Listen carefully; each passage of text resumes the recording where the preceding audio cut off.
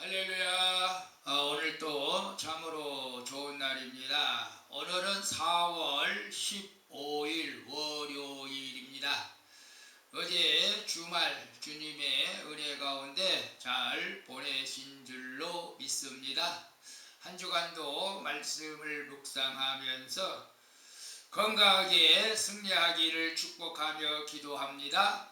오늘은 욥기 32장 1절에서 22절 말씀을 통해서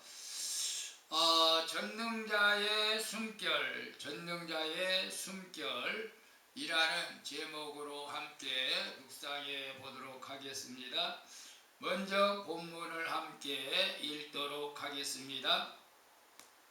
욥이 자신을 의인으로 여김으로 그 세 사람이 말을 그치니 람종족 부스 사람 바라겔의 아들 엘리후가 화를 내니 그가 욥에게 화를 내면 욥이 하나님보다 자기가 의롭다 하며 또 세 친구에게 화를 내면 그들이 능히 대답하지 못하면서도 욥을 정죄하니라. 엘리후는 그들의 나이가 자기보다 여러 해 위이므로 욥에게 말하기를 참고 있다가 세 사람의 입에 대답이 없음을 보고 화를 내니라. 부스 사람 바라겔의 아들 엘리후가 대답하여 이르되 나는 연소하고 당신들은 연로하므로 뒷전에서 나의 의견을 감히 내놓지 못하였노라. 내가 말하기를 나이가 많은 자가 말할 것이요 연륜이 많은 자가 지혜를 가르칠 것이라 하였노라. 그러나 사람의 속에는 영이 있고 전능자의 숨결이 사람에게 깨달음을 주시나니 어른이라고 지혜롭거나 노인이라고 정의를 깨닫는 것이 아니니라. 그러므로 내가 말하노니 내 말을 들으라. 나도 내 의견을 말하리라. 보라, 나는 당신들의 말을 기다렸노라. 당신들의 슬기와 당신들의 말에 귀 기울이고 있었노라. 내가 자세히 들은즉 당신들 가운데 욥을 꺾어 그의 말에 대답하는 자가 없도다.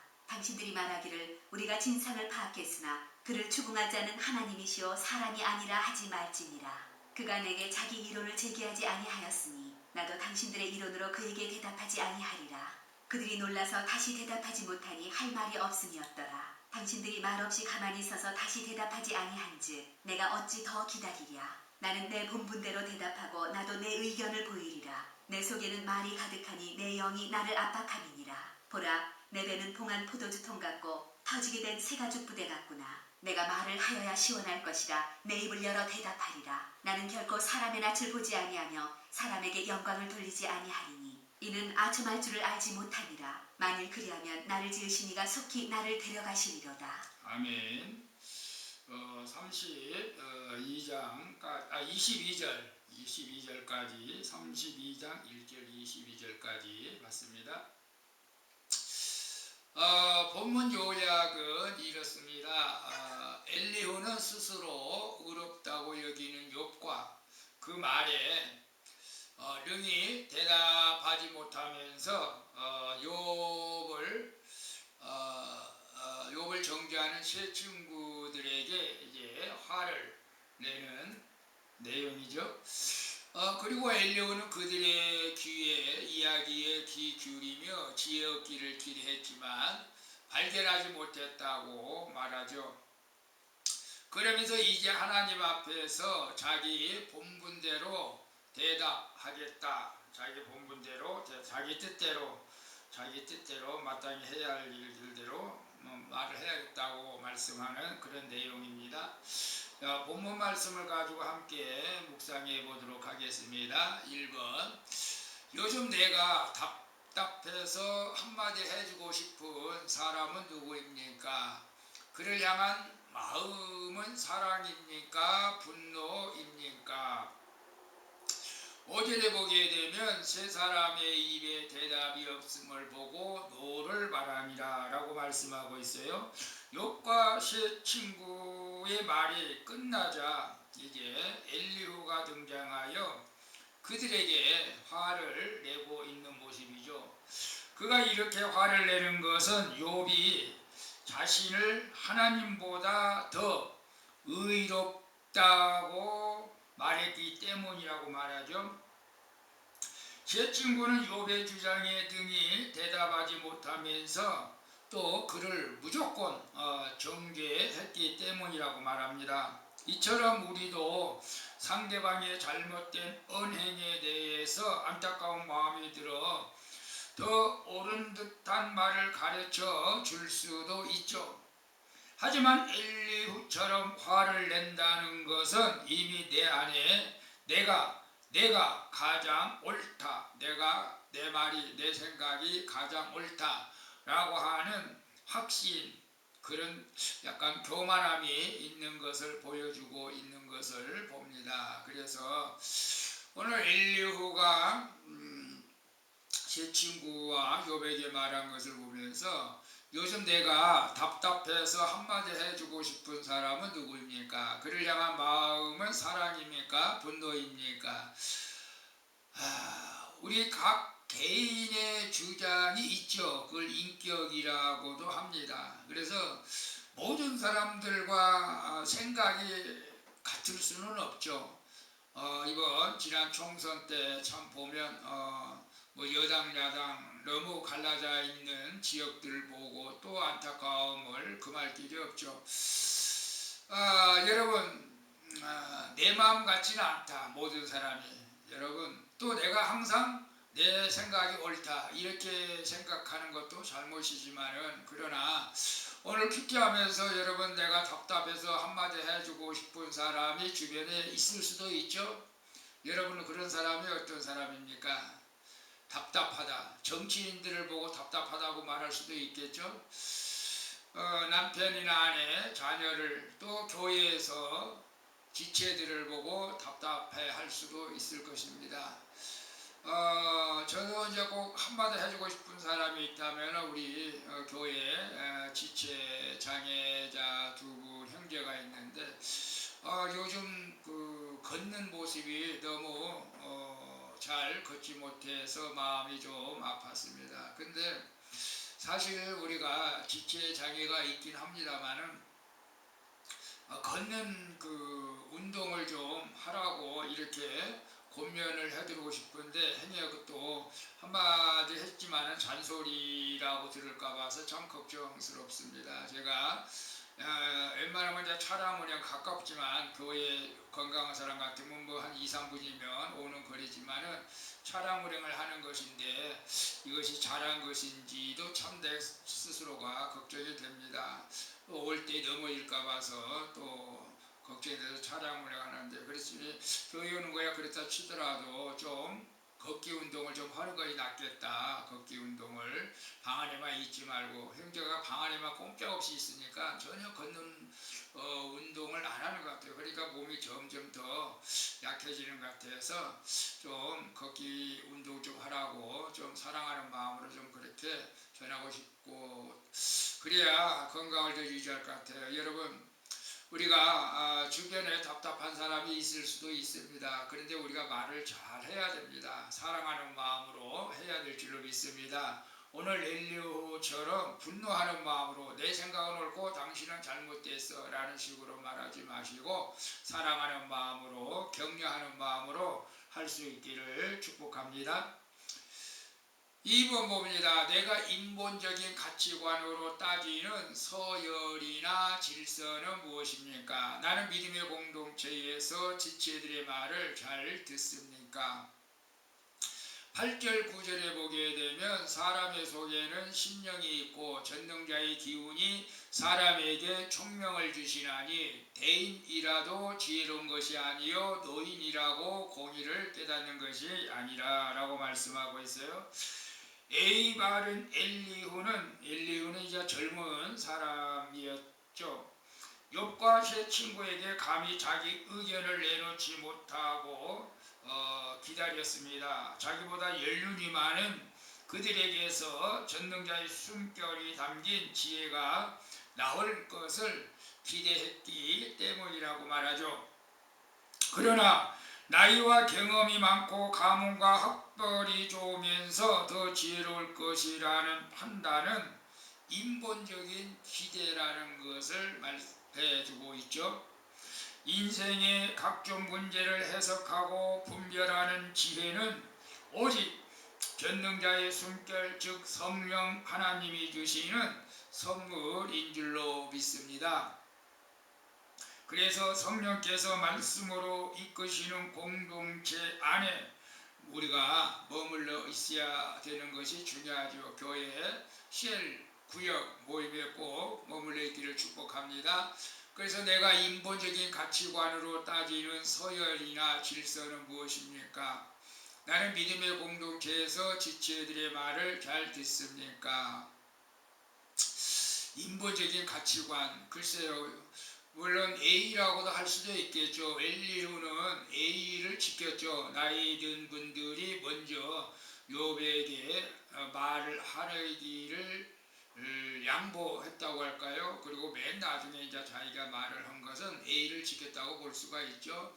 그런데 결국 나이 들고 연륜이 많은 그 사람들에게도 결국 지혜롭지 못하다라는 것을 지금 말하고 있는 것을 볼 수가 있는데요. 물론 우리가 교회 안에서 서열이라고 하면 좀 이상하죠. 목사, 전도사, 장로, 권사, 집사, 안수집사, 집사, 권찰, 이게 서열이 아니고 교회 안에서 서열은 아닙니다. 그러나 직장에서는 서열일 수도 있습니다. 직장에서는 회장이 있고 사장이 있고 전무, 상무, 부장 이렇게 대리 이렇게 해서 서열이 있죠. 근데 교회 안에서는 이걸 서열이라고 생각하면은 참 잘못된 개념이죠. 높은 사람일수록 낮은 자를 섬기라는 주님의 말씀에 따라서 봉사하는 직분을 우리에게 맡겨 주신 것이죠. 그렇기 때문에 사실 그렇습니다. 물론 할아버지도 손자 3살 먹은 애한테 배울 것이 있다고 말했듯이 목사도 성도들한테 배울 것이 있으면 배워야 되고, 저도 마찬가지입니다. 장로도 권사도 꼭 집사의 의견을 무시하고 무조건 장로 권사님의 의견만 따라야 된다 라고 하는 것은 뭔가 조금 석연치가 않죠. 물론 존중은 해줘야 됩니다. 서로 간에 존중을 해주면서 서열의 질서, 물론 질서도 지켜야 됩니다. 질서도 지켜야 되지만 너무 인간적인 생각으로만 하지 마시고 젊은 사람들에게도, 믿음이 없는 사람들에게도 행여 지혜가 있을 수 있다라는 것을 생각하고 우리가 누구 말이든지 잘 경청할 수 있는 그런 자세가 중요하다는 것을 우리에게 말씀해 주고 있는 것 같습니다. 세 번째 봅니다. 그동안 참아온 말을 누구에게 가장 먼저 쏟아내고 싶습니까? 나의 말은 바른 말을 하는 차가운 화살의 말입니까? 궁율함으로 덮어주는 따뜻한 방패입니까? 18절에서 20절 보게 되면 내게 말이 가득하고 내 심령이 나를 강박함이니라. 보라, 내 가슴은 봉한 포도주 같고 내 가죽 부대가 터지게 될 것 같구나. 내가 말을 하려야 시원할 것이라. 내 입을 열어 대답하리라. 엘리후는 더 이상 지체하지 않고 자신의 영이 압박할 정도로 답답하다고 하면서 욥과 그의 세 친구들에게 이제 말을 하기 시작합니다. 그런데 엘리후의 주장은 자기 의로움으로 가득 차 있는 것을 우리가 볼 수가 있죠. 그의 태도는 사랑과 긍휼이 없이 자기 이제 생각을 이제 말하고 있죠. 그동안 참아왔던 말을 모두 시원시원하게 쏟아내겠다는 식으로 말하고 있죠. 쏟아놓으면 내 마음은 시원할 수는 있겠지만 다른 사람을 채울하기는 어렵죠. 따라서 우리는 아무리 본분대로 대답하더라도 사랑이 없으면 무책임한 말이 될 수 있음을 우리가 알아야 되고, 우리가 주의 깊게 살려서 말을 해야 할 줄로 믿습니다. 그래서 그동안 참아온 말을 누구에게 가장 먼저 쏟아내고 싶습니까? 부부지간에는 아내에게 또 남편에게 쏟아낼 수가 있겠죠. 쏟아내야 됩니다. 그러나 항상 바른 말을 하는 것도 좋겠지만 그 바른 말이 차가운 화살이 말이 되어서는 안 된다. 아무리 바른 말이라도, 아무리 옳은 말이라도 이게 차가운 화살의 말로 하게 된다면 상대방에게 덕이 되는 것이 아니라 오히려 화가 되기 때문에 그렇습니다. 그래서 우리는 아무리 바른 말 내가 옳다 할지라도 긍휼함으로 그 덮어주는 따뜻한 방패와 같은 말을 하는 것이 지혜자인 줄로 믿습니다. 참 하나님께서는 우주 만물을 창조하시고 인간을 창조하실 때에 참 똑같은 인간을 만든 사람은 한 사람도 없어요. 쌍둥이라도 틀리지 않습니까? 그래서 우리가 서로 생각이 다르다는 것을 인정하는 것이 중요하고, 우리가 예수님의 마음으로 상대방의 말을 들어주고 또 혹 내 마음에 들지 않는다 할지라도 그들의 말을, 그들의 삶을 좀 이해하는 넓은 마음을 가지고 오늘 살아갈 수 있기를 축복합니다. 우리 찬송가 통일 찬송가입니다. 523장 주 믿는 나 남 이외. 이 많이 부른 찬송은 아닌데요. 한번 같이 부르고 기도하도록 하겠습니다. 523장 주 믿는 나 남 위에. 나 형제를 위해입니다.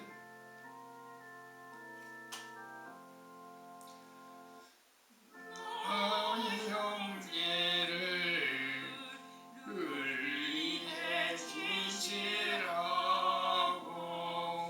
널 보는 자를 위해 정들고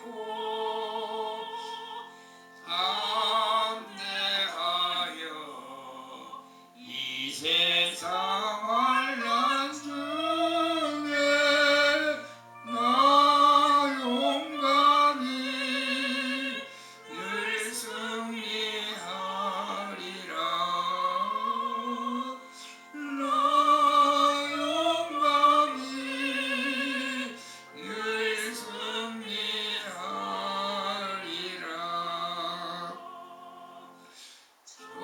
좋을 수도 내 존된 친구 삼고 남주면서 그 일을 잊으리. 연약한 나 늘 오유경건하여 늘 섬기며 기쁘게 살리라. 늘 섬기며 기쁘게 살리라. 늘 바빠도 나 힘써 기도하며 주와 함께 늘 교통하리라. 주가 신기 그 발자취를 따라 믿음으로 늘 살게 하소서.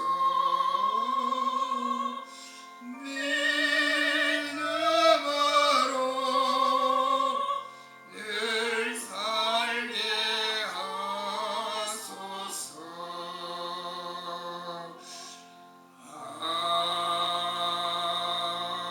아멘. 기도하겠습니다. 주님, 내가 옳다는 교만으로 남을 판단하고 정죄하는 저를 용서해 주시옵소서. 이제 저희 인본적인 가치관을 내려놓고 성령께서 말씀으로 이끄시는 교회 공동체 안에 머물기를 원합니다.